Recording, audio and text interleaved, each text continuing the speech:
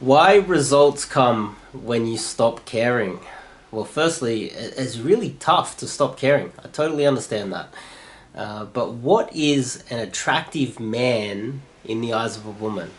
Well, he's the type of man who leads. He's the type of man who has a lot of options. He's the type of man who doesn't need her. He's the type of man that is a leader of a group, and he's got a mission. He's got a life mission. He's going somewhere, and she is just an accompaniment to his life. And I know it's really tough when you find a girl that you really like, to not want to make her a big part of your life. But girls are hardwired. They're hardwired to avoid this type of guy, because that's the type of guy who is not going to go out there and provide for her and create a good life for her, because he has no mission, he has no goals, he has no ambition. His ambition is her. And if his ambition is her, they're not going to have a good life. So I'm going to try to analyze this as best I can. But before we kick it off, I'm Dave, and this channel is dedicated to giving you no bullshit, novel dating advice for the modern man. My book's in the description, and you can also, in the description, fill out a form to do some one-on-one coaching with me. Well, what to do about this problem? It is a huge problem. A lot of guys talk about this, and they talk about it as one-itis. You have found a girl and you have one-itis. And itis is inflammation. So it's not love, it's one-itis. You're infatuated with this one girl, and you are showing all of the signs of neediness for this one girl.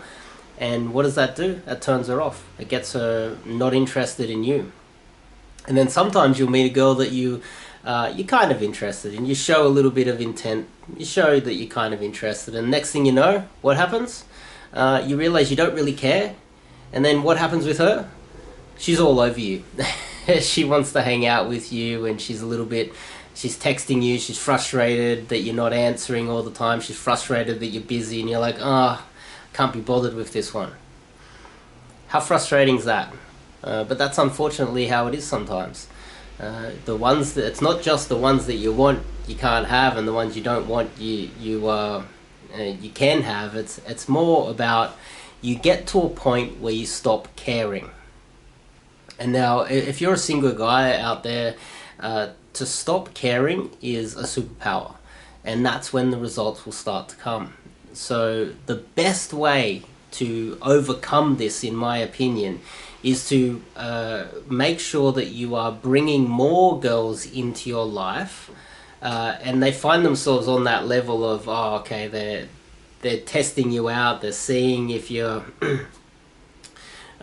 worth getting into a relationship with. But if you've only got one of those girls, she's feeling you out, she's not sure about you, you're infatuated with you have one-itis, and you want this girl, right? You're showing neediness, and you're more likely to screw it up. You're more likely to show the nuclear bomb frustrated text message, or confront her about not replying on time, or not turning up to dates on time, and you're more likely to get frustrated because she's not reciprocating with you, and you're not getting what you want. So the best way to overcome that, especially when you're like in the early dating phase and you feel like a little bit of this one-itis might be creeping in, learn some cold approach. I don't know, yes, you can try dating apps if you want. You can try meeting other women as well. And that's why a lot of guys, they end up dating multiple women. It is a strategy to avoid the frustration and the pain of caring so much about one, and because you're caring so much, you're pushing her away. It is like this internal trauma that all men go through. I recently went through it myself, where there was a girl that I was, I went on a few dates with her, and I was like, just got frustrated.